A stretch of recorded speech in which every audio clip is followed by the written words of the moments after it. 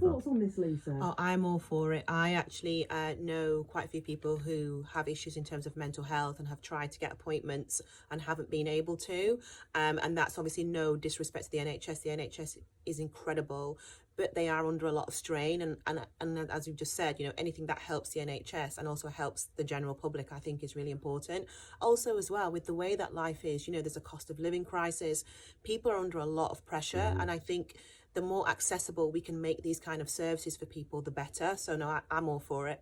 Let's talk about the accessibility, because I know that I've used the mental health service a few times when I had postnatal depression with my daughter, and I was on a long waiting list for that. However, for me, the hardest part of the mental health was admitting that something was wrong and you needed help, but also stepping over that line, as in going to the doctor and saying something's not right. By you going into a place like a library or a bank, is it going to be easier, do you think, for people to, as you mentioned, Ben, to take that step? Or will you be thinking to yourself, oh, I might see somebody I know?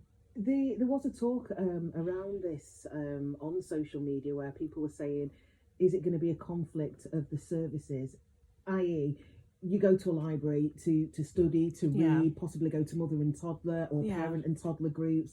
With people going there to now access mental health service, do you think it's going to be a conflict of, do you know? No, I don't see why it would, because it's just another service, isn't it? And I think as well, as much as there is a lot less stigma around mental health, it still exists. And I think the more we can normalise it, the better.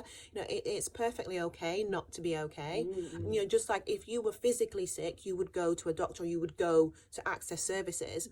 It shouldn't be any different for your mental health and your mental well-being. I think there is still judgment around it, and the more we can normalise it, like, going to a library, I think is fantastic, because people may not want to go to their GP. Like you say, crossing that line of acknowledging that something is right and going and speaking to a professional, that's a huge thing.